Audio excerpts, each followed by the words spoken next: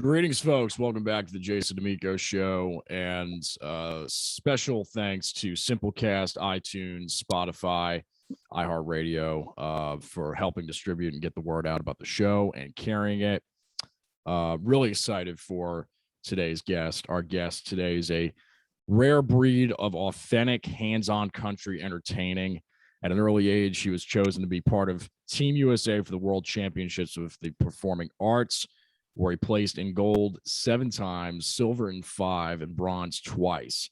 He's co-written with legendary songwriters such as Steve Dorff and Bobby Tomerlin, and has been sharing his music with the country for nearly a decade on the road. And let me tell you, man, this guy knows the road. I found out about him because of the road, and we'll get into that story in a second. But please welcome to the show, ladies and gentlemen, Mr. Cale Moon.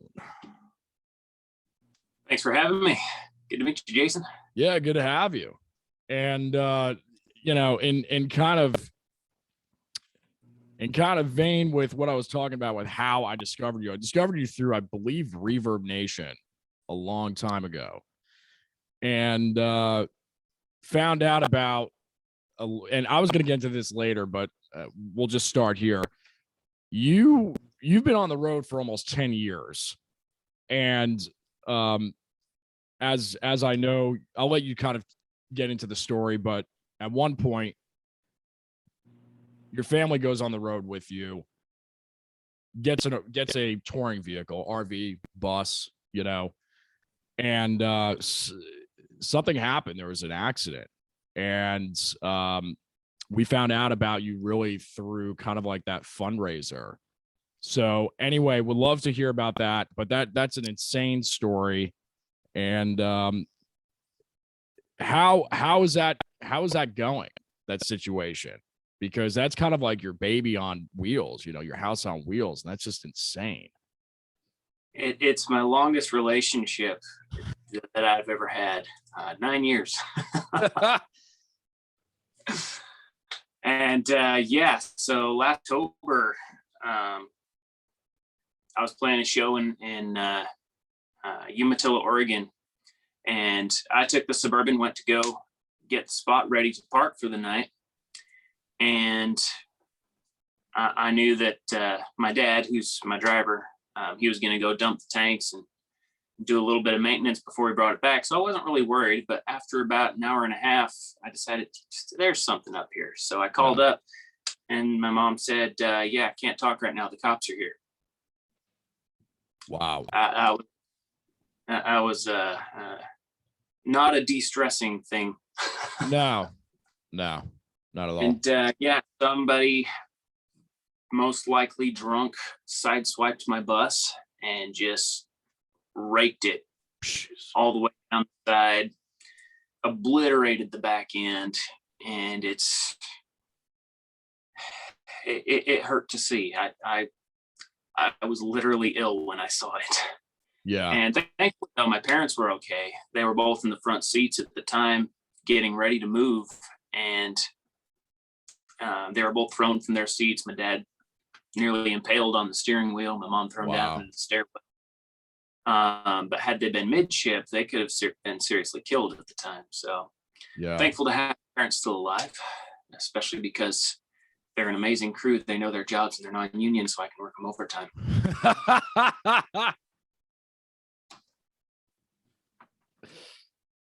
That's good. So is the fundraiser still up? Because that was one of the main reasons why I wanted to contact you, was so we could get the word out about this. We debated doing a fundraiser. We debated doing one. Hang on a sec.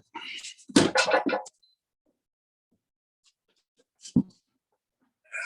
the thermostat still set on that one. Joys of filming from an attic. Right.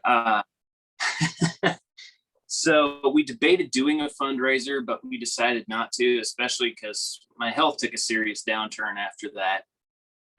Passing out, not breathing, minor issues like that. Real minor.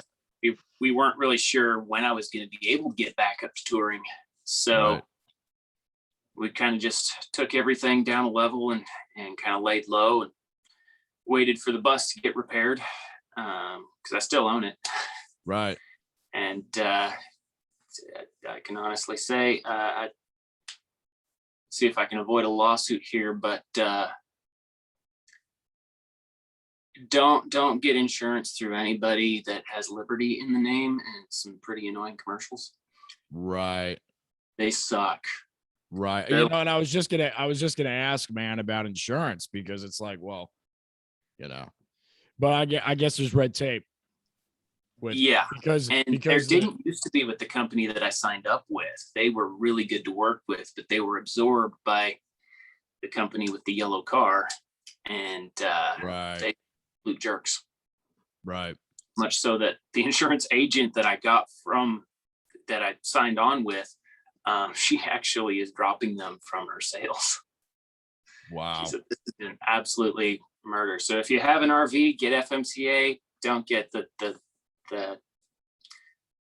that certain insurance. That certain insurance company. Wild. Okay, so it's getting repaired. It's getting repaired. But even after it's repaired, it's got to go down the line. I got to get something that's a little bit more valid for touring. So, matter of fact, my crew is down in California bus shopping right now, getting ready to hit the road here again in a few weeks.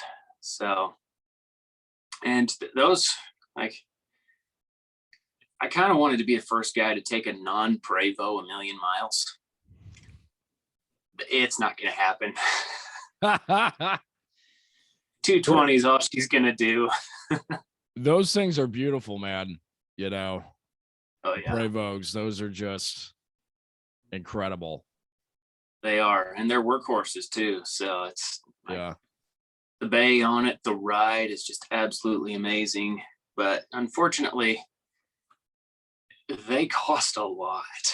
Yeah, even the used ones. I mean, you can get one from the 80s or the 90s, but I've heard that you're going to be paying as much as you bought it for in repairs, like, you know, over 5 years. So exactly. Like several of the ones I'm looking at are nearly as old as me, and they're well in excess of 100,000. Yeah. Yeah. You know, when you think about it, though, it is amazing that you can get that type of flexibility with lifestyle and with size, you know, for the same amount as like a new Suburban. I mean, you got to think about that in a way. Like, yeah, you can get a used diesel pusher for what, you know, about 100 grand, 120 grand, really, you know, pretty decent one. You're going to be paying for it with the fuel and with the other expenses. But, you know, you could buy a luxury vehicle today for almost the same price new. So at least in my mind, it's pretty amazing that you can get something like that for that money. Exactly. Try living in a Jeep Grand Cherokee and keeping all your earthly possessions in it. Yeah. It's not really going to go far. So you've been in this thing for nearly a decade. I want to go back to the pre-pusher days, put it that way. How did you get into music? So, you know, on your bio, it talks about in your childhood years, you weren't too much into it and something happened. And within, you know, you're playing guitar for 6 weeks and then you get whisked away to these competitions. And I mean, it's just like, sounds like this really natural talent. Love to hear the story behind that and how you got into this crazy business. Yeah. First off, I made a slight clerical mistake in the bio that it was 10 weeks, not 6 weeks. So my bad on that. Big deal. Huge deal. Yeah, those extra 4 weeks, you know, that's the difference between mediocre and virtuoso. You know? Apparently. I mean, some people, they can't even do that in 4 years. So yeah, it's definitely a sign of a guy with absolutely no life. I played guitar for 8 hours a day trying to get ready for that competition, and by the time it was ready, I could play one song decently. Yeah. Wow. And it's dedication though, man. I mean, even just for one song and to really nail it and to put that much time into it, that's incredible. Yeah. I looked at it as the lesser of two evils. I've always had this idea that, you know, coming from a not exactly wealthy family, um, time I have, effort I have, money I don't. So when they wanted to enter me for an original song, it was like, okay, you have two options. You either pay somebody a few hundred to make a track so I could sing to my own original, or learn to play a guitar that I bought when I was 12 and never picked up. And Yeah. so I decided, you know what? I already have a $200 Costco special. I'm going to learn to play it. Costco, are you listening? Are you listening? That's great, man. That's yeah, great. my career started at Costco. So you get ready for this competition, you clean up, you get a lot of awards, and then at that point, how was that kind of like middle school, high school years for you? Yeah, I was 15, so Okay. sophomore in school.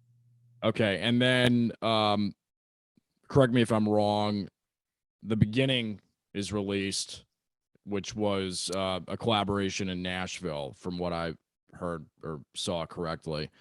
Had some co-writes with Steve Dorff and Bobby Tomlin on there. What was that like? How did that come about? And kind of walk me through that time in your life, because that sounds pretty exciting at that point. Yeah, it was a pretty neat connection. So, like I said, I never really had any musical aspirations up until really world championships. And I was somewhat of an actor at the time, which is what I initially went in to do. And then they found me, I was singing in the green room, and decided to enter me as a singer too. Wow. You probably are familiar with it too, being a low voice as a teenager, you have an edge. It's a blessing and a curse, as you know, right? Because it really works when it really works.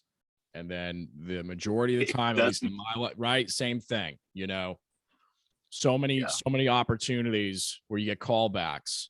And I mean, I remember hearing from agencies and from casting directors, we loved him, but it's just a little bit too mature of a sound for what we're looking for. Too mature for 12, too mature for 15. And it's like, all right. Yeah. But I get it, man. I totally get it. Yeah, we ran into that problem. We had to rewrite a song when we were recording The Beginning, because being a baritone, you know, at 16, 17 years old, the line in She's Got My Heart was, she turned 16 a month ago and her daddy bought her a car. But the way my voice was coming across, they're like, this doesn't sound like a 16-year-old dude. This sounds like a guy that's nearly 30. And he's a 16-year-old girl. So this could get creepy.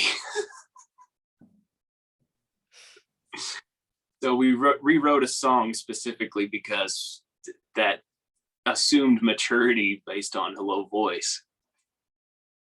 And little things like that tend to always come up. So thankfully, now that I'm a little bit older, it doesn't quite affect me so badly. But right now people just expect you to be mature, and I let them down a lot. Well, I gotta say, man, like your voice, and people have always said that I have a low voice, right? You know, some of the notes that you're hitting in some of those songs, it's some serious bass.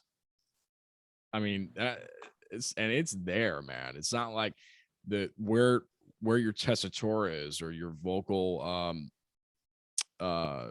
quality for that range.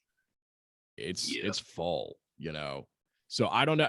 Was that something you worked on, or was that just kind of like a natural thing when you were younger? Like you just had that ability to scoop down and still keep the gusto and the range down there?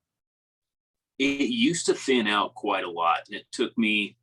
I still struggle with it sometimes, especially if I'm not really active at singing. You know, sometimes I'll go 4 days and I won't practice, and I'll lose that low end really badly. Like even right now, after 2 months of bed rest, it's not exactly strong. Right. But when I'm touring it comes back with a fury, because then my vocal cords, they're working out all the time, so they get nice and thick and I have full control. And my vocal coach taught me quite a lot of how to keep that power from my mid register and throw it down low. And that's been a big help, especially in recording. Yeah, it seems to be a trend for a long time in country music where, you know, if there's a male vocal, I mean, a lot of male vocals from what I've heard in country are more in the lower register. But the ones that really are able to scoop down, it doesn't thin out. And I'm not sure, it's kind of like the Trace Adkins effect, maybe. I'm not sure what it is, if it's cigarettes and Jack Daniels or just good vocal training. That works too. Yeah. But That's wild. If that was the key, then what the heck does Josh Turner do? Right. I've been to 2 of his concerts, and man, he rattles the subs with his voice. I can do that now and again, but I hope to get to a point where I can do it consistently. Is it a thing in country music? Is it like kind of this thing, you know, where in rock and roll, it's really about, like, you know, a lot of guitar heavy stuff, and, you know, you'll see once in a while these really fancy sweeping or tapping things that happen. I know it's not as common as it was earlier on. Or like the screams. It feels like, you know, the screams in rock are kind of like the lows in country, or I don't know, equally as coveted. Yeah. Country is a weird mix because, you know, you go back to the 90s when country was its most diverse and arguably its best, musically speaking. The range of instruments, like you had the crying steel guitar on the high end, and it was often coupled with a baritone strat. And so you get that super just rounded tones between that thin tremoloed strat and that crying steel guitar, and then you'd have the rest of the instruments just kind of boosted in the mid range, and it left quite a big hole for the vocals, so the vocal could be pretty clear. But depending on which way someone's ear goes, there was always going to be something there, whether people hear high notes better or low notes better. That era of music really captured that, and that's what I like to do a lot with my own recordings and compositions, is try to find, okay, how much of the spectrum can we play without it getting muddy? Yeah. And so, it has to do, I mean, there's a lot, you know, you're multi-instrumentalist, self-producing. I'm in the same camp, and it takes a while to really learn these nuances, especially when it comes to mixing and, you know, learning what you like, what you don't like. And it's incredible how much you'll take out to get something to fit. But in the context of the mix, you can't tell the difference. You know, it's strange how that works when you're building that sonic structure. Oh yeah. And like for me, my biggest learning curve was with guitar tones. Because when you're practicing alone, you know, we search to get that perfect tone that's, you know, not too thick, it's not too thin and crispy. It's just right there, and it's perfect, it's bold, it's sweet. And then you put that in the mix and it's just too much. Yeah. And so learning to sacrifice a solo tone to get something that fits better with the rest of the instruments, you know, to where you don't just have this big thick wall coming at you. Yeah. And it's to me, the best records that I've heard were always, and still are, the ones where, if you can find the stems and the isolated tracks on YouTube and you listen to them, they sound amazing. When you listen to them in the master, they sound amazing. And then in the master, when you're listening to the actual song, it just sounds when you listen and you know, I'm going to listen to the lead here and really, you know, dial into that, or I'm going to listen to the snare, I'm going to listen to the vocal. Everything sounds natural, but at the same time, it's you know, it's, you know, processed and very well engineered and mixed. Now, I don't know, I've, you know, to this day and being in the industry, I don't know why that is when it hits right. And the thing, like, some things you got to turn a lot of knobs for, some things you don't have to do anything. It's like the more you play with it, the worse it gets. I don't know why that is. It just is. But I think you have an idea what I'm talking about, right? It can go either way. And you have to have discretion and being able to you have to have discernment on what to do. It's what makes it a true art form, because there's just when you think you've got the perfect tone on one thing, you'd think scientifically that it would always work, But it doesn't. but that completely misses on something else. And that's where I think that the enigma of trying to record our own, you might have a different opinion, but I'm a huge fan of the 80s as far as everything. They nailed it. And it was analog. How did they do that? I know. They did it. It was a combination, I think, of they made enough mistakes with analog for however many years, and the digital was right at the precipice, or right at the crest of taking over, but it wasn't taking over yet. So it was really the nice blend of two worlds where they still were doing a lot of things analog, and if they were doing anything digital, it was intermingling and being affected by the analog, and they were limited just enough where they still had to really work.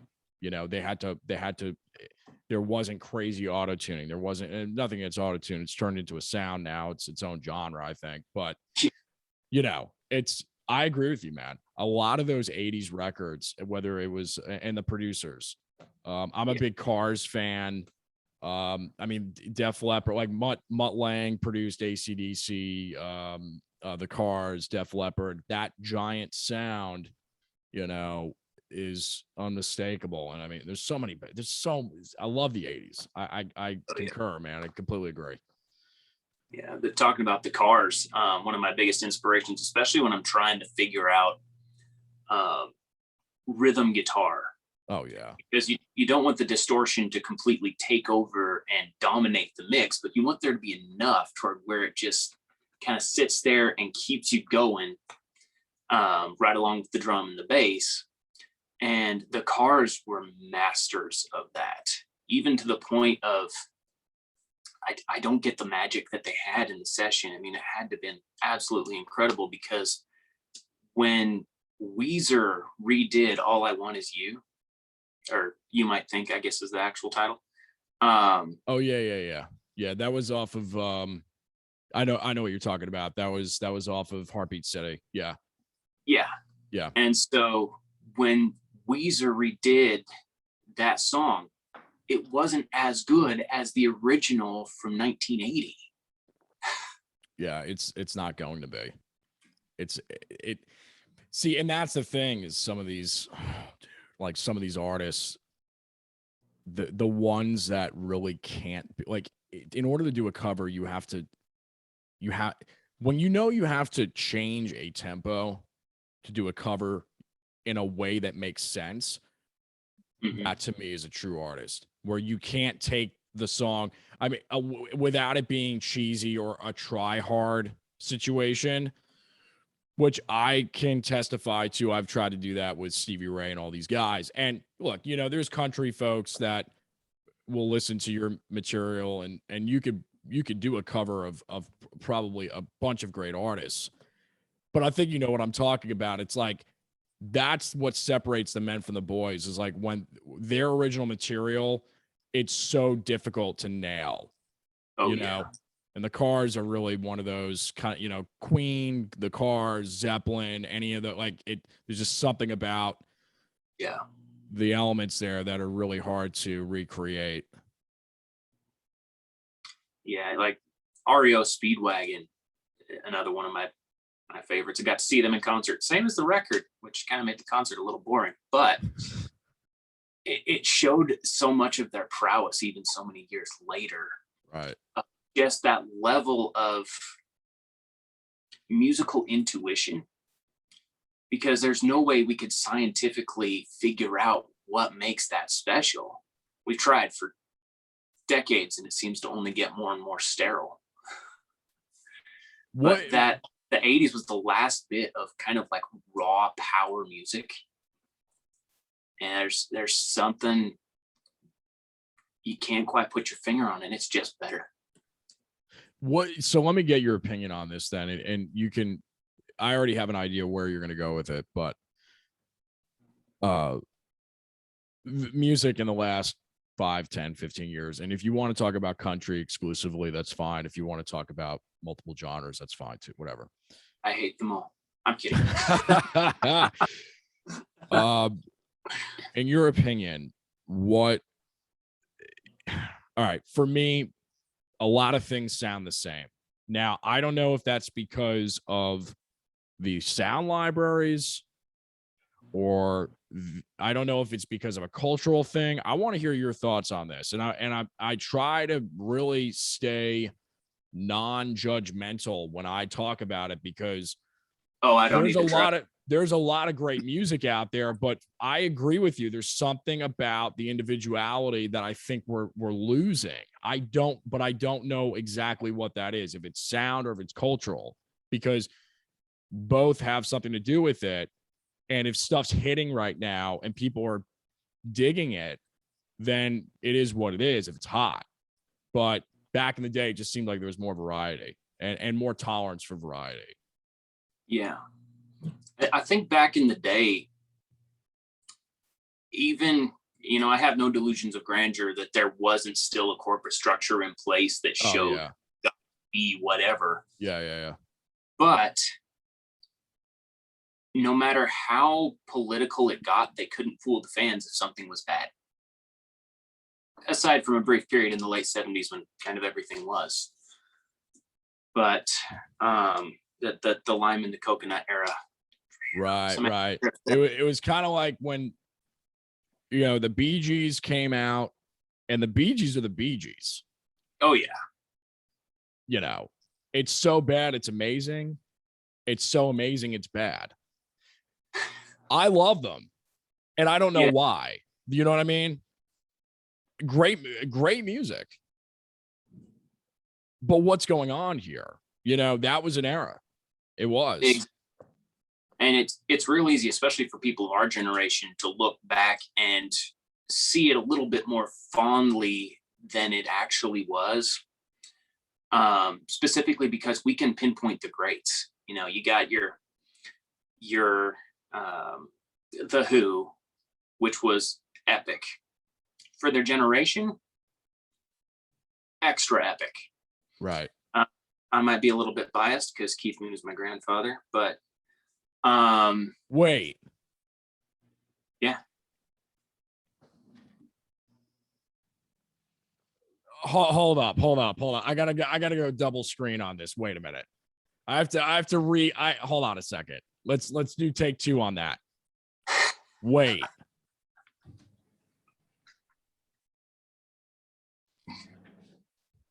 Okay, are we serious here? To a degree. Not that Keith Moon, but yes. My grandfather's name was Keith, and so when I found out Keith Moon was drummer for The Who, that's been our inside joke. But I was gonna say, because I don't know if there is English heritage. You look like you could have it.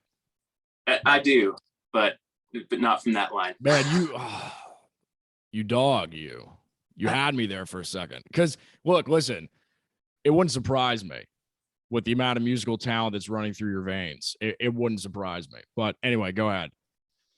That's actually going to be in one of my upcoming music videos, is going back to my grandfather's grave and just leaving that somewhat ambiguous. I love it. If it doesn't watch this video, will have no clue. But all of us fellow music nerds that see that will be like, no way. Keith Moon is his grandpa. So I just got so punked from that. That is so good. That I'm still like recovering from that. It's amazing. Now you know it works. Yeah. I was your beta test for the video, and there was no visual. Thank you. I appreciate that. Yeah. That's good. It falls apart fairly quickly if people ever saw me play the drums. That is my weakest instrument. So someone would argue the didn't same for Keith because of his playing style. I know that that's sacrilegious to say, but you know, everybody's got an opinion. Yeah, he was wild. He was a wild man. Yeah. So anyway, not to yeah, get sorry, off I track. derailed that. Yeah. That was wild. Yeah, but going back to the point, you know, you had Leonard Skinner, you had The Who, you had Genesis, and a few minor examples from the 70s. But overall, if you look at all the top 40 records that were released in the 70s, it kind of sucked. There was a lot of stuff that, wow. Yeah. And so we have the benefit of being apart from the time for where we can filter through and just go straight to the greats. Yeah, I guess. Yeah, but the at 80s, some point. even the one-hit wonders in the 80s were immaculate. So all the stuff that they learned from the 50s, 60s through the 70s, they fine-tuned in the 80s. And I can't remember the guitarist's name. He's still working to this day. But he was doing an interview with that big YouTuber that annoys most of us. Which one? Rick Beato. I respect him, but yeah, he can put me to sleep sometimes. But he was doing an interview with that guitarist. Crap, I can't remember his name. He was just on Adele's last record. But he was talking about, what's that? I can Google it while you talk. Let me see. Okay, yeah, perfect. And we'll just dub that in. Just so you have it immediately. Yeah. Exactly. Yeah. But he was saying how, you know, being a child of the 70s, he wanted to do those really sick leads like Leonard Skinner was famous for, you know, a 5-minute instrumental. And in the 80s, they didn't want that so much. It was very toned down to where they'd have, you know, 3, 4, sometimes 5 guitarists. And his job was just to do the 16th notes. Right. And it was boring for him. And now that I'm doing my own recordings, I can it is boring, ludicrously boring. But when you bring it all together in the mix, you don't hear all the different parts that were played. It comes across as 1, maybe 2 guitars. Right. But because each one is doing their own little thing and it's restrained, it almost unleashed so much more, for lack of a better word, awesomeness. Emotion, maybe. Just, you know, different layers. Yeah. I've got Ben Thomas and Paul Epworth. I think it might have been Paul Epworth. Paul Epworth, born 1974, English record producer. Nope, that wouldn't have been Wasn't him. Okay. No, he's American from LA. Okay, let me put that in and see. Go ahead. I'll let you continue. I'll see if I can find his name.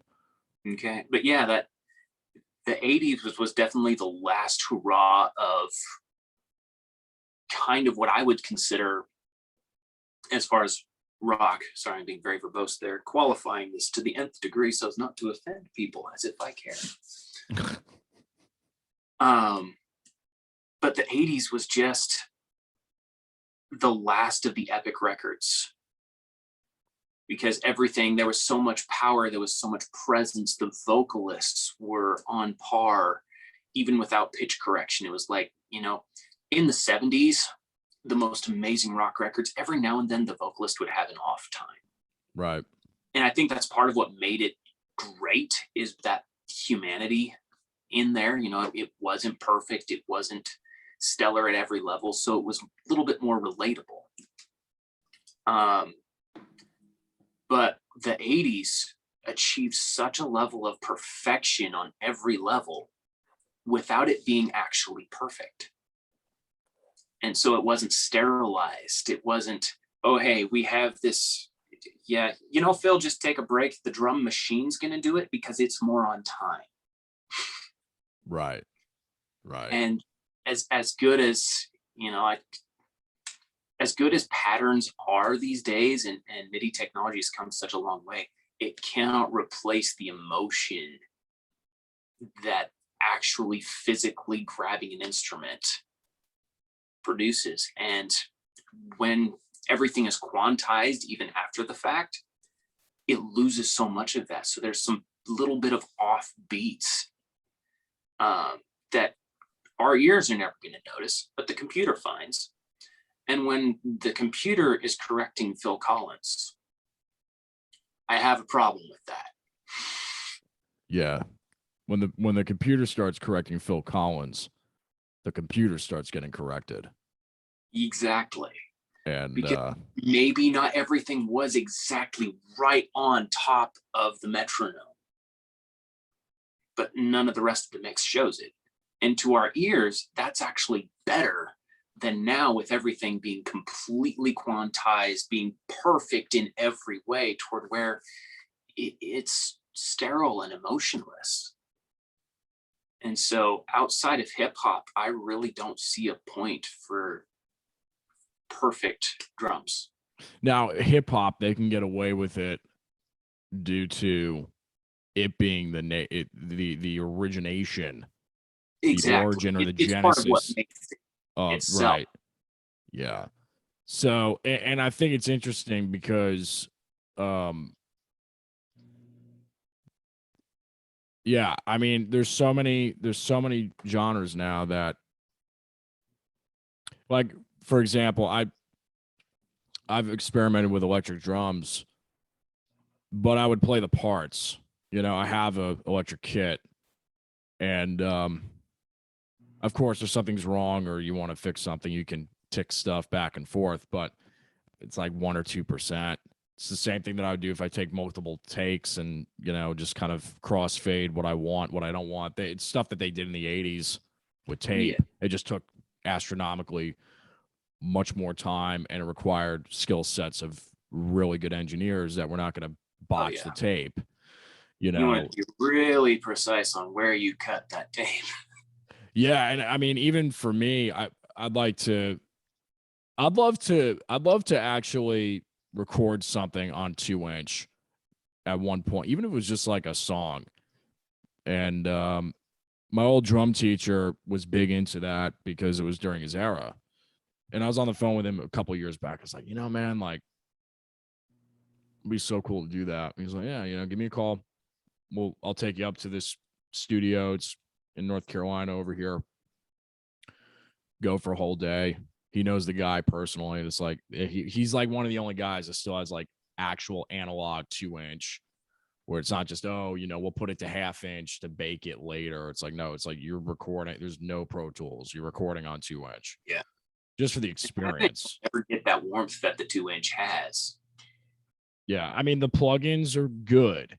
I will tell you that I can't mix now without tube saturation plugins, because once you hear the difference, it's like, what? And that's why I think a lot of those records in the 90s sounded like horseshit, because they were just completely like, they were so dry, and they didn't have the capacity when they were going to DAT. I know it's like we're geeking out on this, but it's really important because it has a lot to do with the sound and how something is heard. And how it's reflected in the sales too. So many millennials, like Gen Z especially, kids in their teens and early 20s. Wow, I sound like an old man there. But they're going back. They're not buying the stuff that's coming out right now. They're buying those 90s country records, those 80s rock records, because they're all, and there's something timeless about them. If I want to hear, like even the Beach Boys, going back to the early 60s, there was something so different and so vibrant about their sound you can't replicate, because it was about the passion, and everything was so completely analog that you couldn't fake it. Right. And now, even with all the, I'm probably going to get myself in trouble because this is a little bit hypocritical given my recording setup, but in the pursuit of perfection, they lost the art. And so, like what I've been trying to prove with my latest album, technology has come such a long ways in the last 2 to 3 years, especially. Yeah. That there is a lot of realism in virtual instruments. So, like for me, recording on a bus, it's really hard to get isolation toward where I can just drown out all sounds all the time. And so virtual instruments come in really handy to be able to do most of what the actual instrument can do. And I decided, since this technology exists, I'm going to go completely in on it while making it sound like it's not. Right. Because everything I'm hearing on country radio now, aside from Luke Combs, is, it makes me mad because they have all the greatest players in the world in Nashville. Arguably the best rooms, all the most cutting edge technology to make stuff as full and as epic as it could possibly be. And they cut records that sound like it was made by some high school nerd on his MacBook in his grandma's basement. It's just, it lacks heart and soul. And so I thought, you know what if we flip the tables? I'm going to use all the bits of technology that I can cram onto my little supercomputer. I'm going to make something that's completely synthetic that sounds like it came out of the 30s. Wow. It mostly is achievable. To nerds like us, it'll never be this. Yeah. But the characterization exactly can get you there. Because what I wanted to do is I don't want to, I'll clarify my position. I am the world's youngest cranky old man. I think that's why we get along, man. I'm feeling this like old soul vibe, and I can't tell you how many girls that I've dated have told me, you're an old soul. What the hell are you talking about? Like, I'm that guy, man. So I get it, and just know that you're not alone, bro. I'm here. Oh, perfect. It's glad to have that camaraderie there. Yeah, you got it. Look, you gotta have a friend in that area, and I'm that guy. I'm that guy for you. Oh, thank you. We'll have to talk more often. Commiserate together. Yeah. But I get in, my old '86 F-150 that I learned to drive in. 4 on the floor. It's not quick.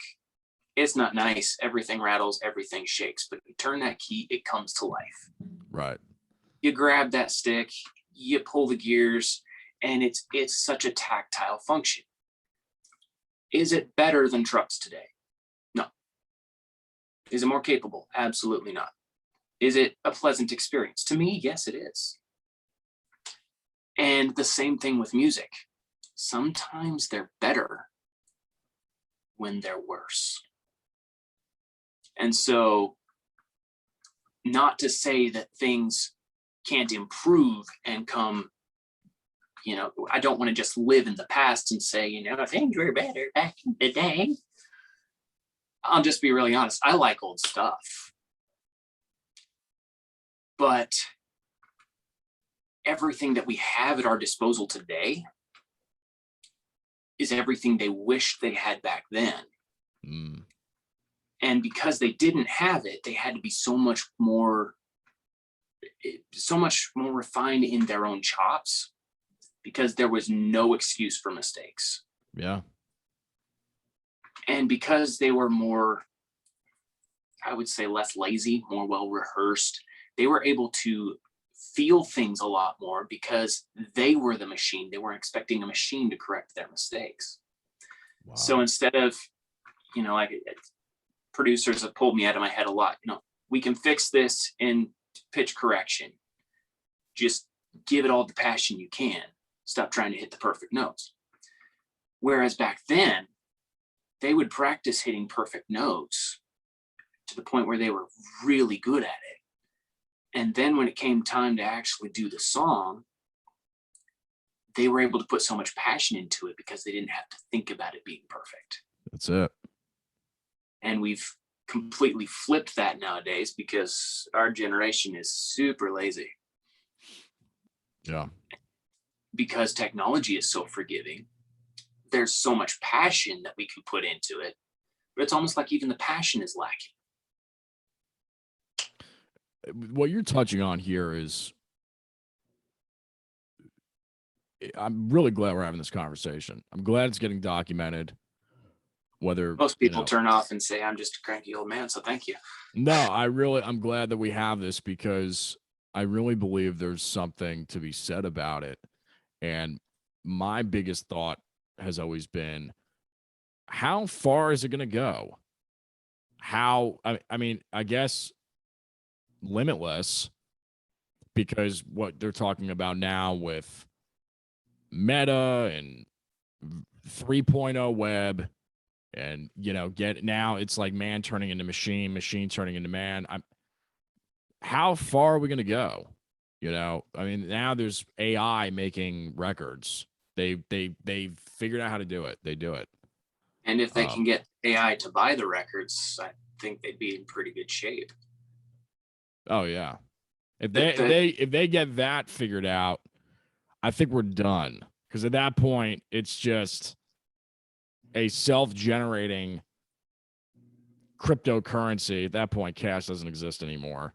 Yeah, it forms its own ecosystem at that point, and we're just left out. Yeah, we're done at that point. My bit of hope on that level is there is absolutely no way to replace the human element. And as we're getting so far into this level of technology that we're at now, it comes back to a point where, are we trying to improve technology for technology's sake? Or is it trying to improve what we're able to do as people? And I think that's why we're seeing so much of a resurgence in this generation just coming of age now, is they grew up in a very sterile environment. Whereas you and I, we remember the 90s. We remember the last bits of analog. We remember cars that had, dials with tactile pins. We grew up on cassettes and CDs. Yeah. We remember having to stick your pinky nail in the cassette to rewind them. Yeah. And then you'd have to do the other one to keep from stretching the tape. And it was a grand time to be alive. And now even CDs are becoming obsolete. Oh yeah, forget it. And the generation coming up, they want to feel something. So we get nostalgic because we don't feel anything anymore. But I can't, my girlfriend, she's 21 now, and her entire life has been basically sterilized. Everything has been perfect. Everything's been centered around technology. And so seeing her and her generation wanting the stuff from years past, because it is more tactile, it's more, what's the word? It's more hands-on. And so palpable. Palpable. Yeah. Something you can touch, something you can feel, kids are buying old cars again. And it's because, again, they're not better than cars today. You can never shift an old gated transmission as quickly as a 10-speed automatic can do it today. And it's never going to be as efficient. But it is so much more fun. Right. You're at one with the machine. And I think music, to me, the same way. To be one with the guitar and not even look at the computer screen. To sit with an acoustic kit in a garage and just pound away for a few hours. It's so much better than even the best of electric kits that you can get today, where you can dial in the mesh pads and make it feel right. It's never going to get that atmospheric feel to it that you get going completely analog. And so regardless of how far technology advances, I think we're getting to a point now where it's almost reverting itself, because you can't feel something that is completely mechanical. You want it to have that little bit of slip to it, that little bit of give that lets you know it's fallible too. And so you can have that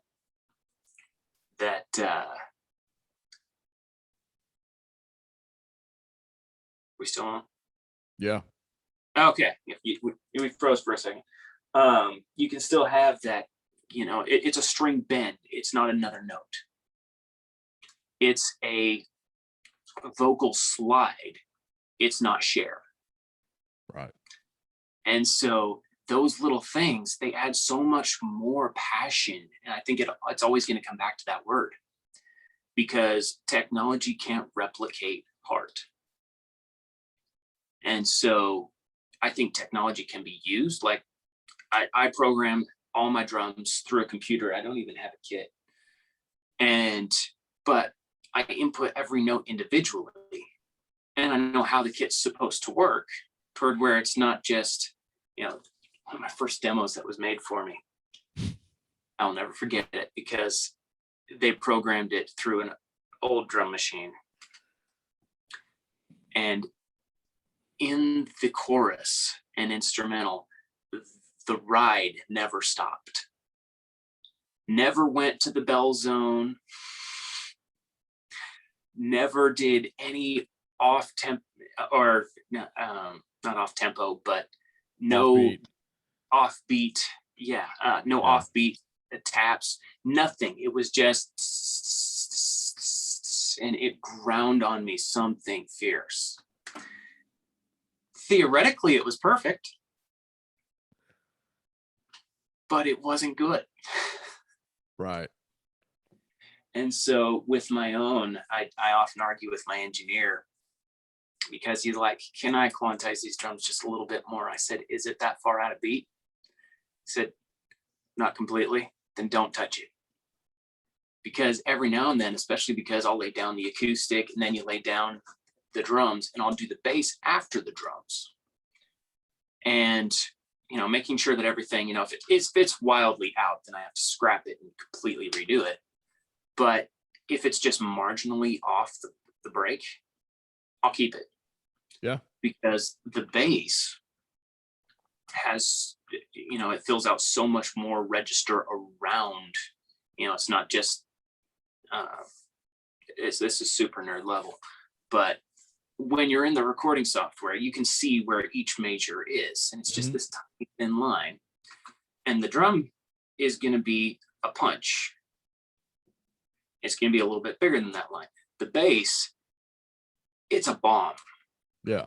And so it just takes over that entire space. So it's a little bit more forgiving. But when I quantize the bass, it becomes super sterile. And it needs to have that little bit of warmth to it, that attack that's just a little bit before the drum. And when it does that, like, I learned the difference, because I'm a real bass player, and then I learned how to do it in the MIDI, and very two different disciplines. But when it's real, it can feel like it's exactly on top of the beat. But if you look at it inside the software, I came in way ahead. Yeah, isn't it crazy how that works? Yeah.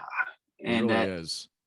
Someday I should take music theory to find out just how wrong I am about things being wrong. But just doing things by trial and error, the bass takes over the entire major. And so whereas the drum, like, it freaks me out to this day. I'm not a very good drummer. And so being able to keep things in the pocket for, like, I cannot play a whole song clear through and keep it in pocket.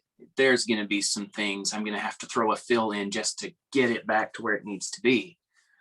So I'll do it in sections, and where the drums have to be, within a certain margin of error, the bass, when you throw it on top, it's like it envelops the drums and the rhythm guitar to make it one cohesive unit.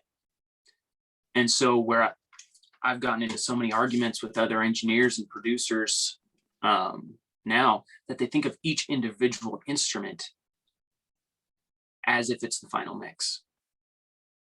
And so they want to make each instrument track absolutely perfect. So they'll dissect it, they'll move this to there, and make sure that everything is entirely pitch perfect. And I think that's where a lot of the magic has been lost, is in the level of seriousness put towards perfection. Right. Whereas in the 80s, it was like, okay, we know we're good. We know this is the tempo, this is the beat, this is the scale of where we're going to go, this is the chart, and everybody knows their part, we're going to do it. And they did it together, toward where all those tiny little mistakes, if we were to segment those tracks away, we can put that in the computer and say, holy cow, this isn't good.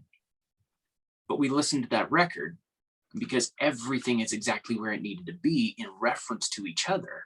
It was epic. You know, and another thing is, like, you'll listen to something and then come back to it, I don't know, 6 months, 6 years later, and you'll hear it completely differently. It's all relative. You know, that's the really trippy thing. Because you'll, like, for me, I was a big, and I still am a huge Chili Peppers fan. Mm-hmm. And I'll listen and I'll go back and I was like, give it away. You know, I was referencing one of my mixes recently to that.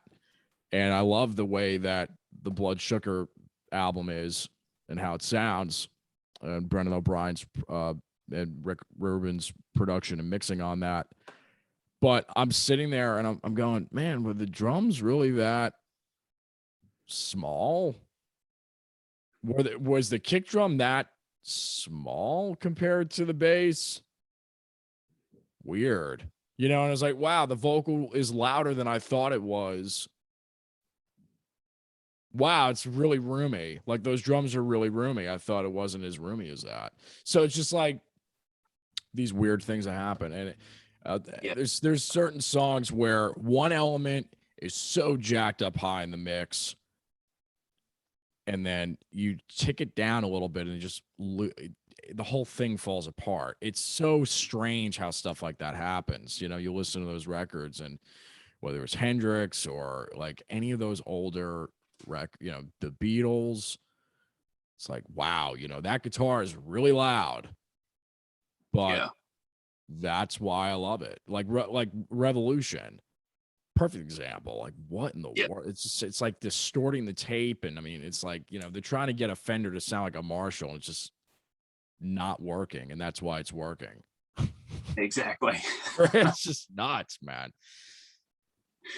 Yeah, like, what record was it? I forget who it was that actually stuck a knitting needle into the speaker of their amp to make it distort just a little bit differently. And that became their signature sound that they started modeling all their other amps after. I forget. Wow. In the late 70s, I think it was. I'm gonna have to do my research to find out what band. I found that out from Tyler at Music Is Win. Yeah. But it's that level of, well, let's try it and find out. I think we've lost that because we just want to do it and make it sound like something we've heard before. Yeah. And maybe not us, we as an industry. Sure. Well, and you say industry, I want to actually get your take on this. We've already kind of talked about it, but you being in the country world, you said something really interesting earlier, which has to do with the machine per se, the mechanism that is the industry.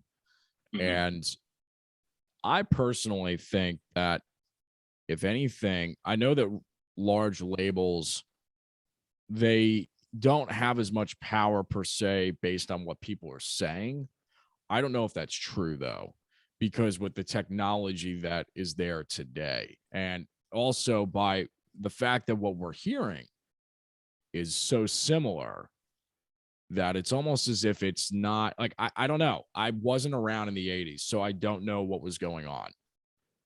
But maybe you could help kind of paint this picture that I'm trying to paint here. I don't know what I'm trying to paint, but Yeah. in your world, especially in the country world, there seems to be a very, very, and I don't want to say common, but a very,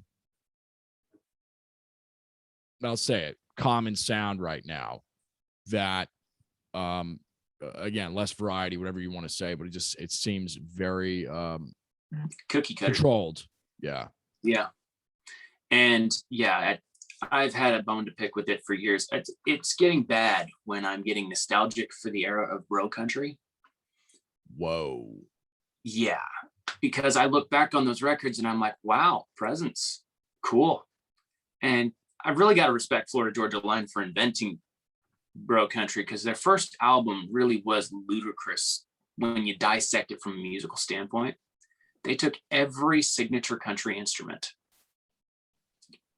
compressed the heck out of it, just turned everything up to 10, flattened it all the way across the mix and said, that's your record. That took a level of spine that I cannot comprehend, and it worked. It changed the entire country music industry. But now, in this era of boyfriend country, I believe it's called boyfriend country. Yeah, man, country's complicated. Yeah. And go from bro to boyfriend. What's that? We go from bro to boyfriend, Exactly. And it should be called simp country, quite frankly. It's sad. When people wonder why people are more single and not having babies like they used to, just listen to simp country. Listen to these simp country. Yeah. Now that's a title. Dude, that's a title right there. That's a title I could get behind. Yeah, that's good. I might have to do a mock record just to call it simp country and make it a popular term. Yeah, man. Anyway, not to derail you again, but you got some genius cooking here, bro. You got some serious genius. I don't know what's going on. For sure. We're gonna have to come up with some strategy sessions on another time. Yeah. So yes, continue down this line of thought. It comes down to, I'm going to sound like a communist here, and I'm not, the corporate structure that's over the industry, especially in country music. Like, it is the only one that's worse is the Christian music industry. That's what I've heard. Like, a friend of mine, he used to be a guitar player for a CCM, right? CCM. Yeah, contemporary Christian. Yeah. He said he never truly understood the grace of God until he left. It was bad. But what took over that, like every single album from everybody not named Amy Grant, almost had to sound like Where the Streets Have No Name. Like everything was based on that song. Like the drums, the guitars, the entire melodic composition. Yeah. Everything started sounding the same. And fortunately for so many years in the CCM industry, it worked because it was a recipe that rocked. Where country is following that same line, and it's proving to be the undoing. If you look at the record sales,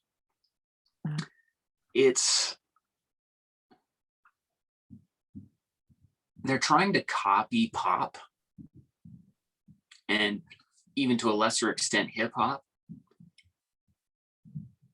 And it's not working. It's just legitimately second rate. So if they were going to make a country version of something else, they should set out to make a country version of that, not adding a little bit of country to something else. And so if I'm going to listen to a pop record, I'm going to put on some Selena Gomez or some Camila Cabello, and I'm going to listen to that. What I don't want to hear is somebody pretending to be country saying, quote, I like country stuff, with the most uncountry melody and instrumentation. And yeah, it's like posing next to a tractor versus being able to drive it. something is off and everyone knows it. Right. And I thought that, some people were being fooled by it until, not to pick on Thomas Rhett because I really like him, but 2 years ago, it was either 2020 or 2019, it might have been 2019. He had 3 chart-topping singles and then launched an album. And within the first month, didn't even crack 5-digit sales. That's when I smelled blood in the water. Something is wrong there, because he has the entire might of the industry, millions of dollars of promotion, and no one bought it. I thought was extra. What year was this? I think it was 2019. Wow. Well, nobody's buying albums, right? No. I mean, everybody's streaming. Exactly. But still. But I sold more albums that year than he sold in a month, and I don't have a record label. Yeah. That to me smelled something weird, because and I mean, are you doing a lot of your sales out with the people? Mm-hmm. Right. And so, I have smaller crowds. I've never, I've only played to 30,000 people once in my life. I haven't played to so much as 5,000 people since then. And yet my sales are consistent, and I break even, if not make a profit, on every single thing. So when that came up, I'm like, whoa, hold the presses. This is Thomas Rhett. He's the golden boy of country music right now. What's wrong here? But then you look at Luke Combs,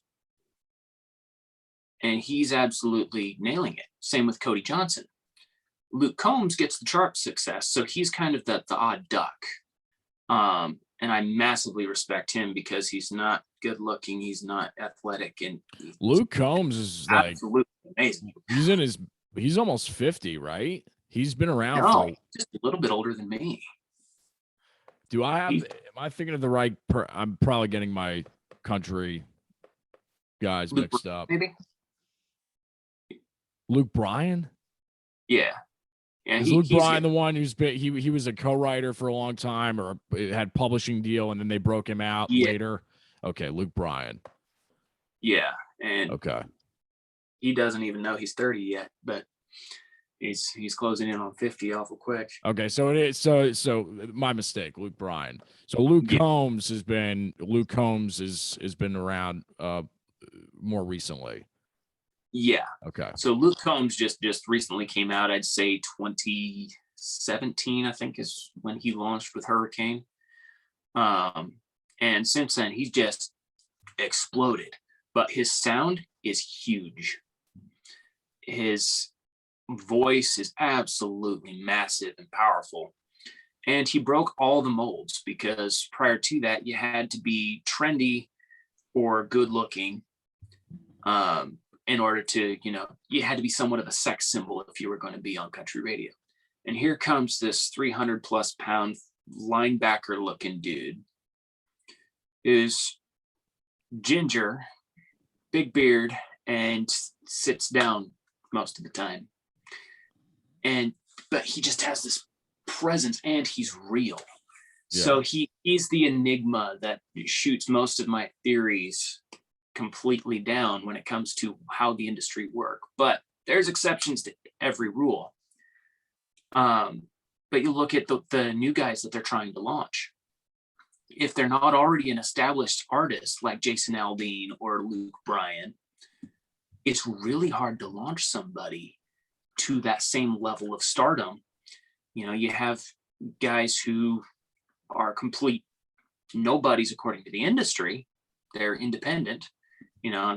Like, for instance, your Coulter Walls, your Charlie Crockett's, and they're getting massive views organically, dwarfing that of their label counterparts. And so, like Cody Johnson, he doesn't really get too much love from the charts. His concerts sell out. His sales are massive. So that's when I started noticing a disconnect and a little bit of a shell game going on. But digging into the financials, it's a little concerning, because all of our goal is to get as big and famous as we possibly can. We all want our name up in lights. We want to be Kiss in 1988 or Garth Brooks in 1998. It just that we want to be loved by the world. Right. I don't think that's possible anymore because the barrier to entry is so low because anybody can record. And now with technology, anybody can make really good recordings. And it's really easy to get disgruntled about that because that means that my $1 million record deal's never going to happen because then I'll just be $1 million in debt and nobody will hear me in 5 years. But yeah, no, this is deep stuff, man. This is keep going. Keep going. I love it. The earrings of a man locked in an attic for 2 months. He's seen God, ladies and gentlemen. I read a lot. I can tell. Are you I gotta ask real quick, not and I don't mean this to sound how it could sound, but did you go to school for business by any chance? I did not. I still want to if I can ever find the time. Okay. But I'm always I'm the kind of guy that, I was that kid that threw away the directions to the Legos and just built whatever I wanted to out of the kit. Right. And just figured out how to make it work. Same thing with music. I have absolutely no idea what I'm doing, but it just keeps working. And with business, I'm absolutely fascinated by it. Being an amateur historian, I like going back and finding out how exactly things worked, not based on nostalgic look back, but based on the actual facts and figures. Engineering, all that kind of stuff. My mind is everywhere. Yeah, you're a studier. You're a self-propelled studier. And were you homeschooled at all? Yeah. Okay. Me too. For 7 or 8 years, maybe even more. Yeah. Gotcha. Yeah. I'm telling you, man, there's a thing here. I don't know what it is, but yeah. So yeah, but I ask all that because, barrier to entry, I went to school for business, barrier to entry, you're throwing around business terms. Like, I'm like, okay, this guy's obviously he's read up on it or something. So, I listen to a lot of people smarter than me to say things that sound smarticle. Smarticle is very important. And well, that's where greatness comes from, right? Emulating the models that work, saving as much time as possible, which is hard as the artist, right? I don't know if you've ran into this inner conflict yourself, but there's emulation from the models of life, and then you have your artistic endeavors and pursuits. And I have a bashing that can happen because you want to fixate on the model because it works, but then your artistic DNA is screaming out, be different, and it's just so that's a can of worms. But we want to be financially solvent and profitable, but at the same time we want to have something that's completely our own. And here again, going back to historical models, Frank Zappa, absolute dynamite, off the wall, probably the most musically creative mind ever. I'm not gonna argue with it. Music nerd knows who he is, right? And it's sad, but he developed his entire sound, and he has his own fan base, and it was epic for a time. And then it got relegated to history because, it's not Journey.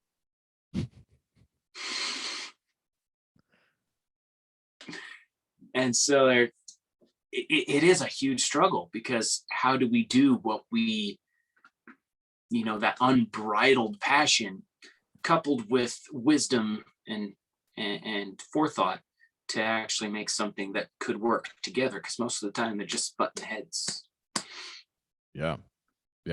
This is deep stuff, man. I haven't even really hit any of the bullet points that I have for you, but we've hit basically all of them through the meandering here. I want to talk real quick about your thoughts on the pandemic, being out on the road during that time at some point.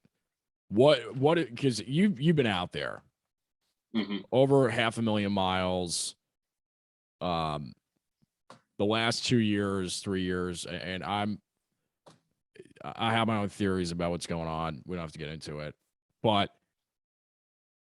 I'll get us taken off YouTube. Don't worry, it'll be fun. Yeah.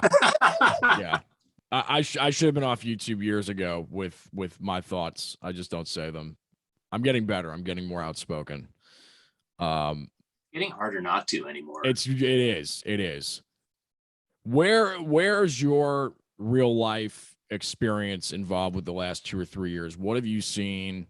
Let's just do journalism 101 here, because you're a great source to tap into, because you've been out there, seen a lot of different places. You go to one state, things are completely locked down. You go to one county, things are completely locked down. You go to another county in a certain state that's, very pro science, we'll say, and it's completely open. It depends on where you're at. So I'm curious to see from your point of view, economically, medically, spiritually, politically, all of it, what do you think is going on musically? Let's see, where do I even start? So when it all came down, back in March of 2020, I was sitting in Dallas, had a whole bunch of shows lined up. The biggest, most full calendar I've ever had in my life. Wow. And a span of about 4 hours in a single day, I lost 30 grand worth of contracts. Hurt. Yeah. And I'm like, okay, this could be bad from everything I'm hearing. We didn't really have a whole lot of information at that point. So it was like, 2 weeks or whatever to flatten the curve. Cool. And we get back to work. That didn't happen, did it? No. And so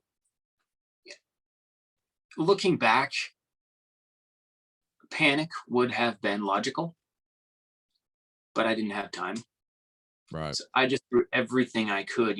I had a show planned at that RV park that I was in, and at the last minute, their lawyer said, hey, we can't do it. So I was like, okay, can I do a broadcast from there? They said, sure. At the last minute, their lawyer said, we can't have you doing it from the building. So I started doing a Facebook broadcast from my bus. And we called it the Corona Apocalypse Survival Special or something like that. And just some way to keep everybody's spirits up, and a way for me not to just get frustrated and start saying things that would get me completely pulled off the internet. Right. But after the first 3-4 weeks, my entire mindset shifted from, okay, let's just survive this, to let's attack this. Because as much as I disagree for the reasons of why everything stayed locked down, it was the best thing that ever happened to independent creators. I think so.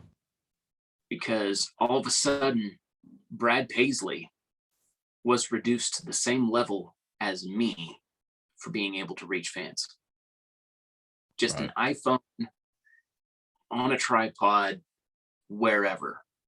And where I had an edge at that point is I actually knew how to mic my iPhone. A lot of the major stars didn't, and they do it from these, massive echoey buildings, and those first broadcasts were kind of awful. And thankfully they got their act together kind of quickly. Well, thankfully for them, made me second rate again awful quick. But I just went full in, and I downloaded OBS and started getting into how do I produce a show for my fans? Right. And then I did that for about 10 weeks. And then Idaho opened up. And I said, forget this. Yeah. I'm going back out to where there's people again. And everywhere where I went after the fact, there was no super spreader event. It was fine. Right. Everybody just kind of went about their business. And I think a lot of that has to do with where I go, playing country music at a smaller level. I go to a lot of rural areas. And you've seen the country, man, I'm sure. And yeah. then some. Probably too much. Weirdly enough, I never get tired of it. Like anytime I get to be on the road, those white lines staring through the windshield, it's just the best. It's a great feeling. It is. It's a great feeling.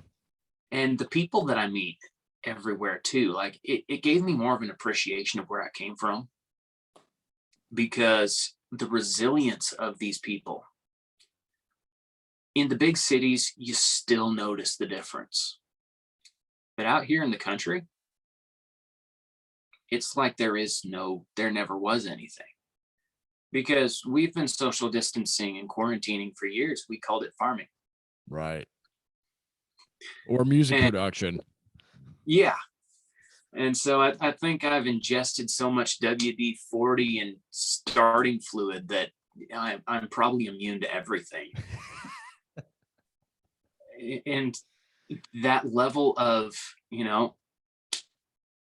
if a plow blade nearly cutting off my leg isn't going to stop me, then a tiny germ is going to keep me from going to the county fair. No, thank you. Yeah, right. And that wasn't my story. I've never been hit by a plow, but I did meet somebody like that. Got run over by his own tractor. Not sure why he told that story, but that takes some talent. Yeah. And it was Simon Cowell. Are you listening? I'm just kidding. And so it definitely shows the divide in the way people think about life. And I think this is especially why I'm so obsessed with making good country music again, is because for years leading up to 2020, I started seeing the divide between country fans and country music makers. Country fans, the people that are out living the life, they don't party all the time. You turn on country radio, you wouldn't have that idea. Of course. And there used to be an element in country music that it's, life is hard, but that's what's beautiful about it. Yeah. And modern country music is so much more of an escapism kind of thing. There's so many more songs about, going to the beach or being on an island, sipping margaritas. And I'm sorry, but guys who drive John Deere's don't even know what a margarita is or how to make it. And coming back to that, leading up to 2020, I saw that divide in, you're seeing more independent artists making it in these more rural areas, because you can't tell these people what's cool. They'll tell you with their dollars. And so when someone's trying to tell them that, yes, a Honda Ridgeline is a pickup truck, they just walk away. Same thing when you try to throw a trap beat on a song and call it country music, they have no respect for the opinion. And then throughout the pandemic and the lockdowns, I saw that divide even more increased, because there's the people who are reliant on a certain level of systems for their survival. Right. They don't know how to do it on their own. Right. I'm not exactly the best survivalist myself. If I had to live off bushcraft, I'd probably die in about a month. But I know I'm stupid. Most other people don't.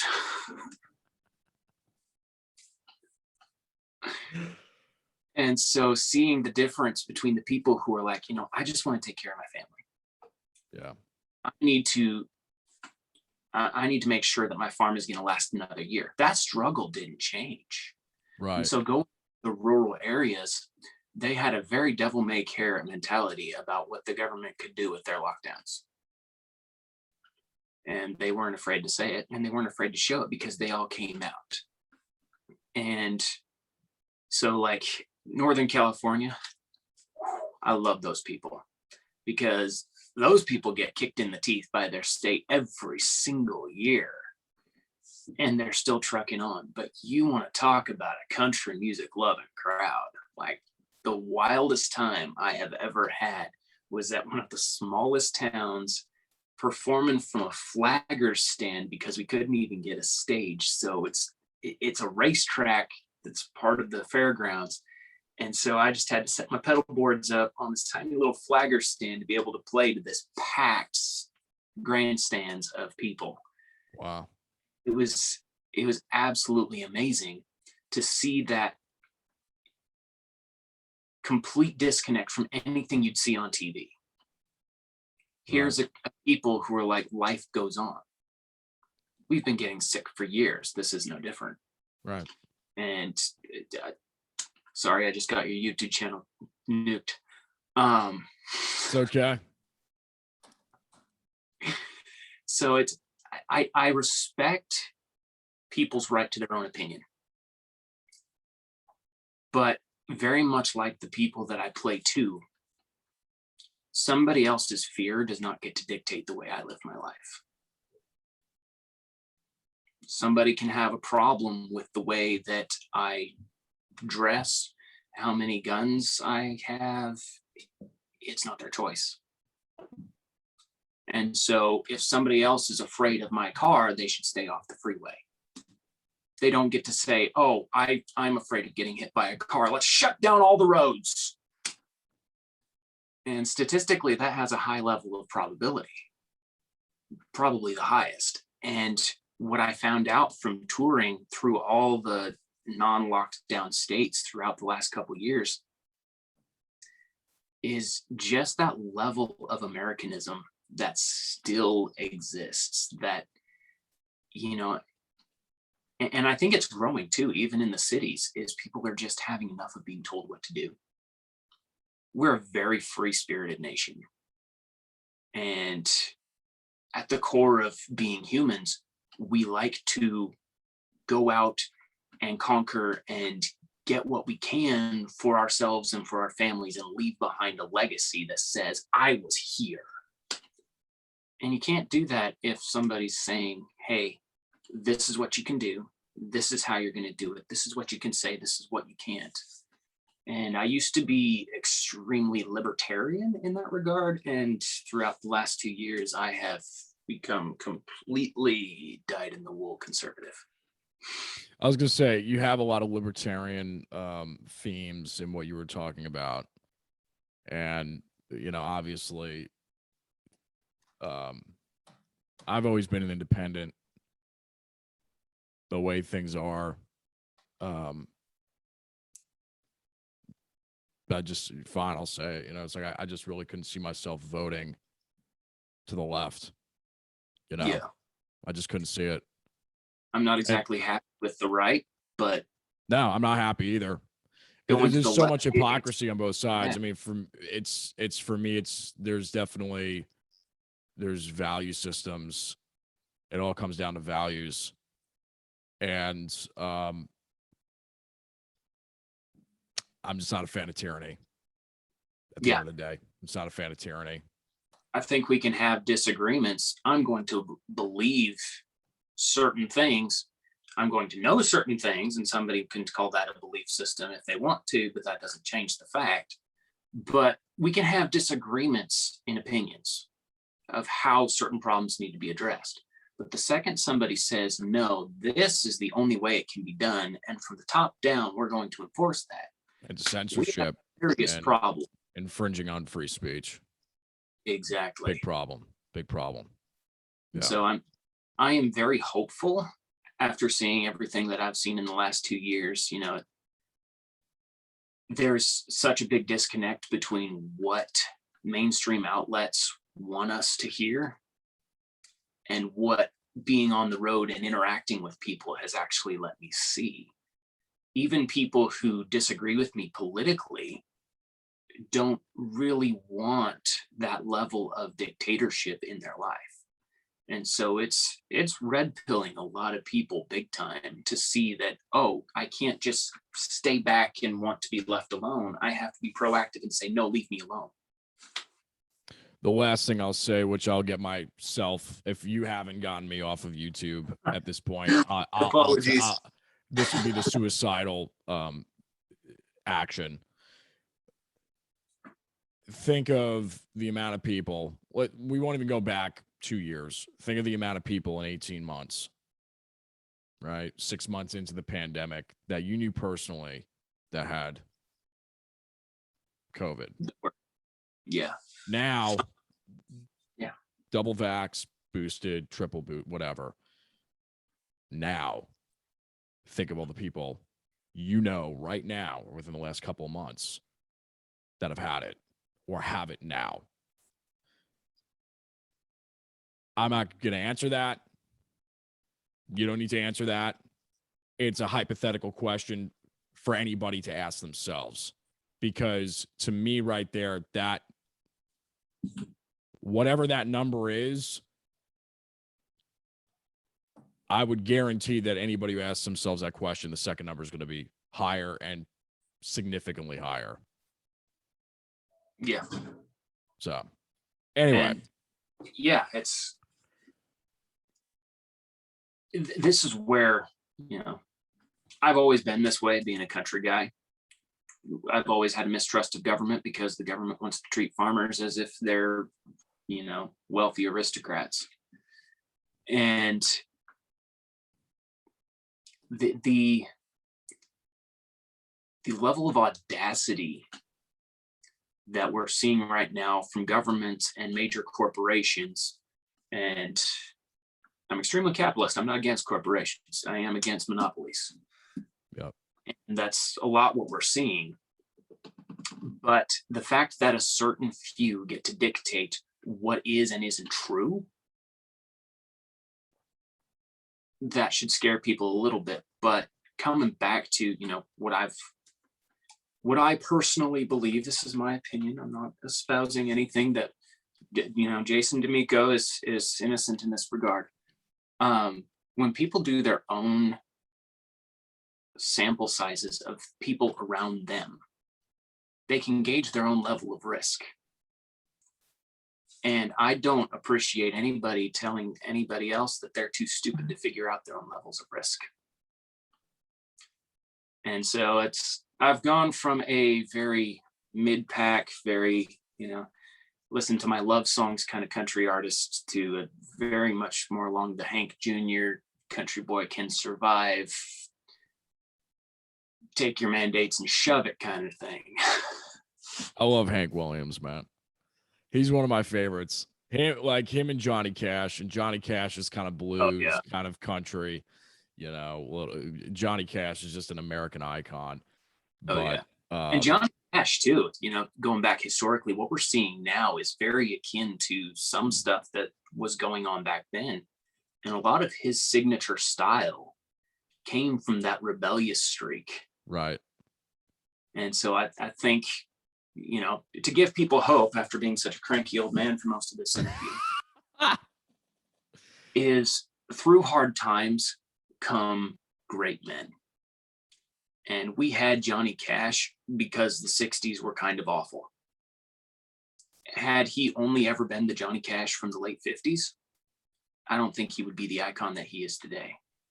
But he saw some pretty nasty stuff throughout that period that really made him think about things. And those came into his music, even in the songs that we don't really recognize now as being Johnny hits. Those are what shaped him into the icon that he was. And it even is today, even long after he's gone.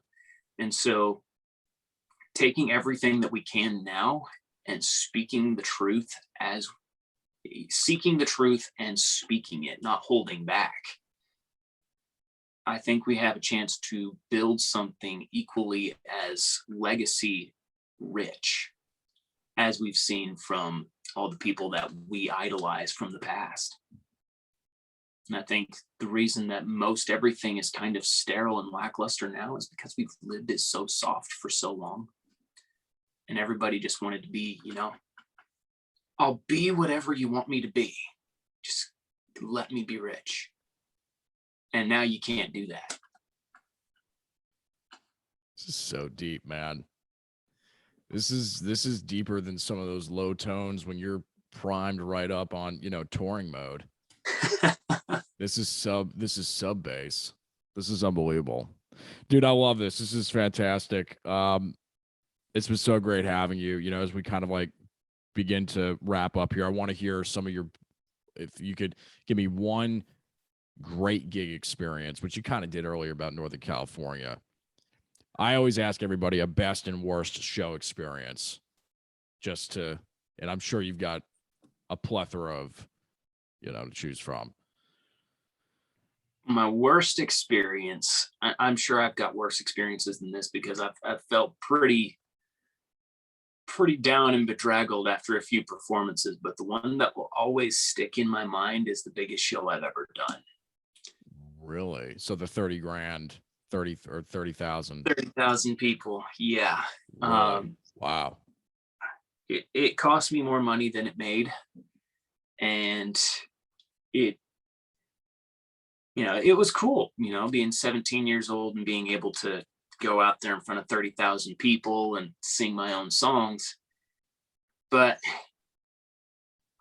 the entire show was almost derailed because of this beautiful baby here. Because it has this little knob right here that enables me to switch down to baritone tuning without actually having to touch the strings. The problem with that is it has to be on. Right. And so we sound checked, we got everything going and ready, and this poor thing sitting in the sun against a black backdrop, it blacked out. And so I go to the first song and I'm not hearing anything that I'm supposed to. So I hit that switch and it was in baritone mode instead of in standard mode, which I couldn't sing that low. Yeah. So I'm kicking it in G and it needs to be in E flat. And I couldn't figure out if I was supposed to be high or low, but something was definitely off. And so I had Were you solo or with the band? I was with the full band. Oh my God.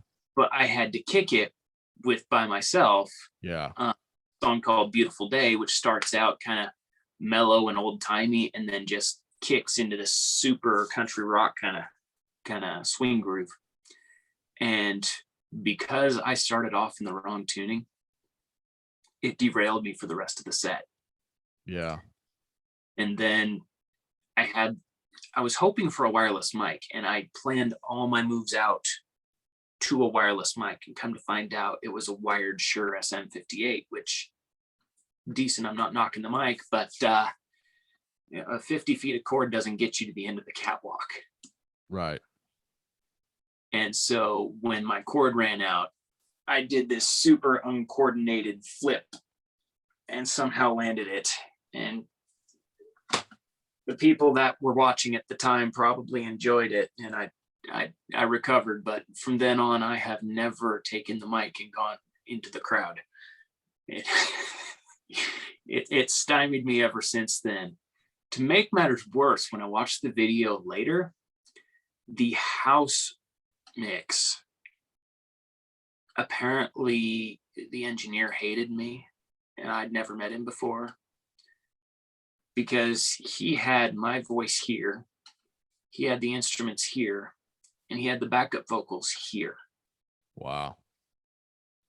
And insult to injury, my bass player and harmonist was not feeling all himself that day, and his harmonies were just the slightest bit off, which wouldn't have been a problem if he would have been behind me. But because he was in front of everything, it just, all of us looked bad. Right. And so that stuck in my mind of, I never want to do a show like that again. But it was a learning experience. My first big show, my first show with my own band that I borrowed, and learning, okay, how do I need to prepare for that? It's not just learning the song, it's learning the performance dynamic. It changes everything. And I felt quite a bit better about it after the fact too, because um, first thing I found, still the only bad press on me to this day, somebody from the Seattle Times was in that crowd and they ripped me pretty bad. But they also ripped Dirk Bentley, so I took it as a compliment. I think anybody from Seattle is going to be a little there. I don't see Seattle as country, No, to begin with. So there's a pretty rich country element if you go just on the east side, the Tacoma area. Yeah. But as far as the downtown area, it's the home of grunge, and it always will be. Well, that's some story, yeah, man. That's wild, to go from, 17 years old, like in front of 30,000 people. That's with like one of your first shows, with a band. That's wild. Trial by fire. Yeah. Although it did work out on one point. I married a girl that was in the audience. Wow. That went well.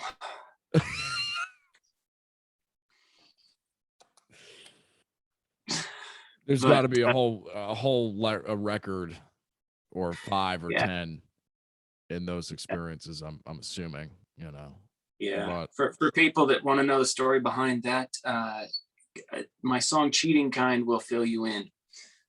Yeah, I was listening to that earlier today, so I was like, I wonder who that's about. Oh, now we know. Hi, Maggie. Anyway. But as far as the best experience ever, I think I touched on it a little bit before. It was, I'm not gonna remember that poor little town's name. Best show of my life. I forgot the name of the town. Little town in Northern California, and almost everything went wrong from the fair's point of view. But I'm like, okay, it's just me. We can work with this. Me, my guitar, my 2 pedal boards, we can make things happen. So the stage didn't show up. So I wasn't going to perform from inside the arena, which I think worked out for the better because I got to be closer to the fans. So we got to interact more, but we couldn't be too close because I wouldn't be able to see all the way up and they wouldn't be able to see me. But because it's also a racetrack, they had the flaggers stand right alongside the fence that juts out from the grandstands. So we took the rails off the flagger stand and zip tied my pedal boards to it. So I had maybe 2.5, 3 feet of room to stand. But the place just packed out. So like 2,000, 2,500 people maybe. Which for this tiny little town, just don't know where the other 2 people in town were. And the energy off of that crowd was just absolutely phenomenal. The courtesy that I saw going on, like typically after a concert, there's trash everywhere. Here, nothing. Wow. And so everybody was clean, everybody was dancing, they were having a good time, shouting out requests, and not abiding by certain distance guidelines. Sure. And just they wanted something for them. They wanted to come together as a community and have their event, and I got to be part of that. And when everybody's thanking me, I'm like, thank you. This was amazing. This was a blast, because I thought those days were over. I thought everybody was too scared to actually come out en masse before. Naturally we can get to 50% capacity. There's always that many rebels in any given group.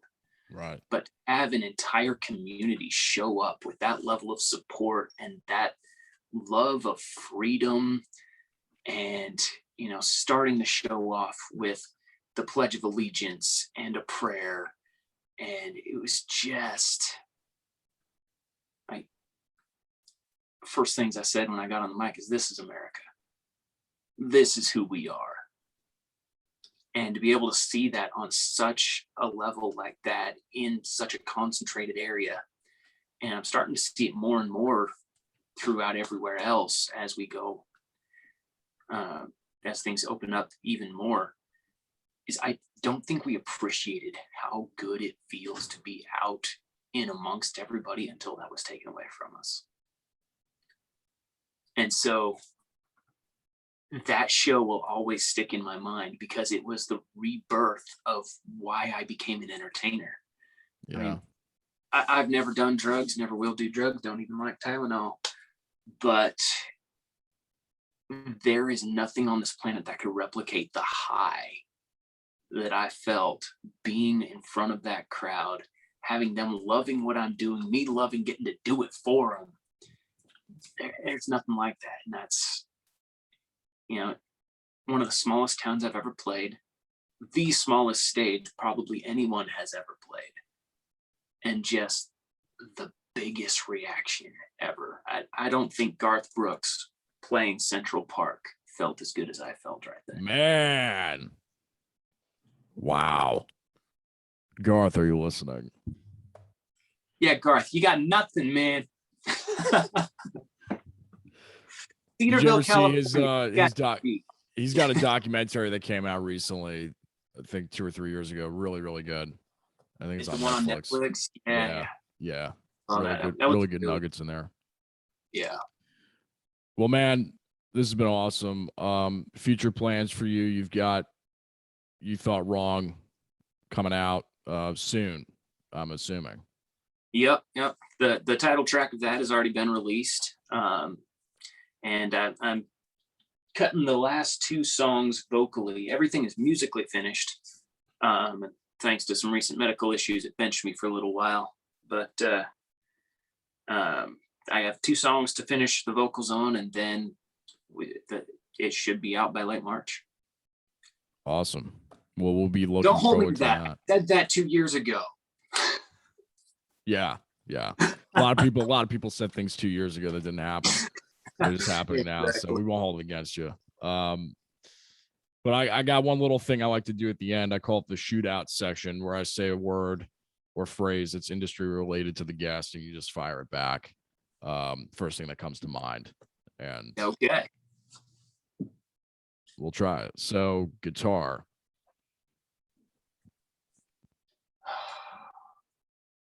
yes. I think that's the best answer we've ever had. Like, straight up. I've done over 120 episodes at this point. I think it's the best. Vocal. I'm going through my mind, steel, Strat, Telly, flat top. But Yes. No, yes. Yes. Vocal. Yes. Bass. Boosted. Hell yes. I'm answering for you. Bit. Drums. More. Piano.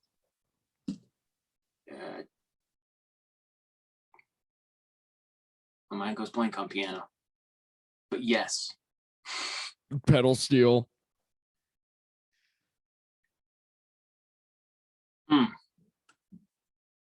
That can be an answer.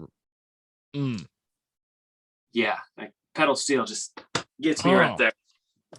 Yeah. Touring. What's that? Touring. Best ever. Country. Ain't no other. What was that? Country. Is coming back. Awesome. Yeah, and I didn't mean to cut you off there. There was a little glitch. If you wanted to elaborate on touring. Yeah, touring is life. Yeah. I don't think we'll ever quit. And the last one, but the most important, pizza. Pineapple. Yeah.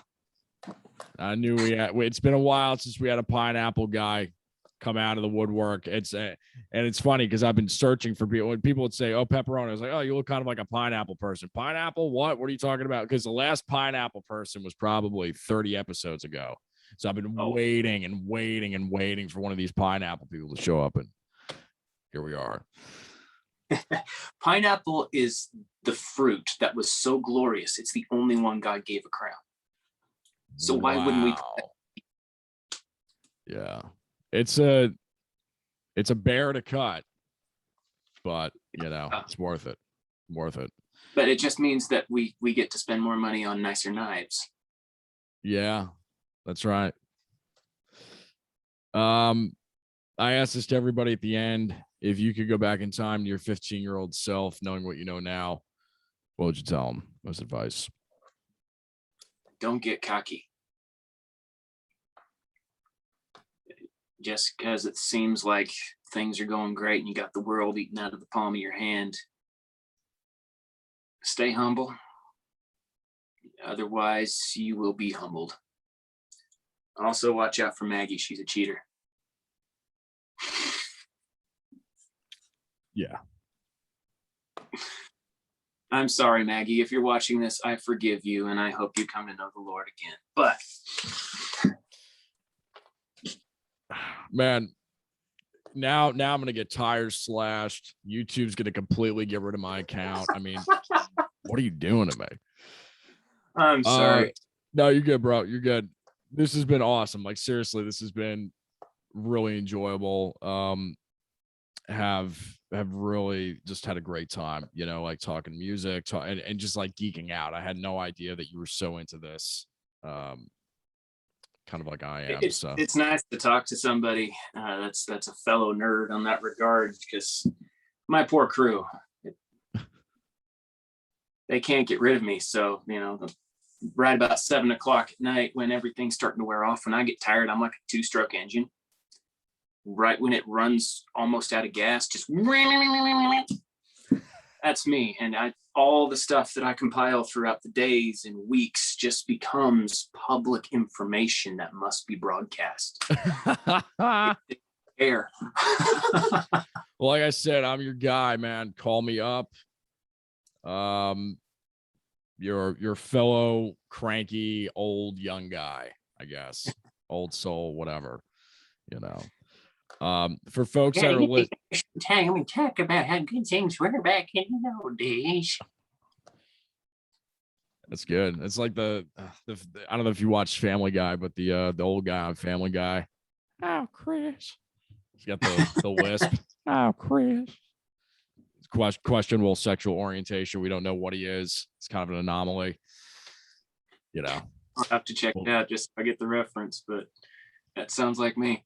Well, now, well, I don't know about that far. I think we already know. I'll shoot over a link, because it's if you've watched the show, you'll know who I'm talking about. If you haven't, then you won't. But anyway, bro, description box. We'll have the links and the streaming for your music. For anybody who's listening and not watching, if they're at the gym or driving or whatever, where can folks find you? You can find me on YouTube at Cale Moon.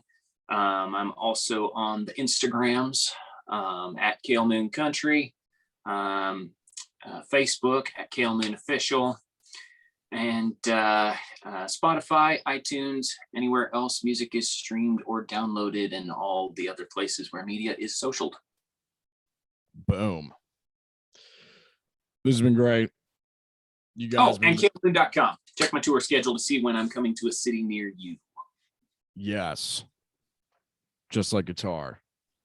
Yes. Yeah. This has been great, man. You guys have been watching, listening to the Jason Damico Show. Thank you so much for tuning in. Definitely check out Cal's music and his social media. You can follow him there. And we will see you all on the next episode. Peace.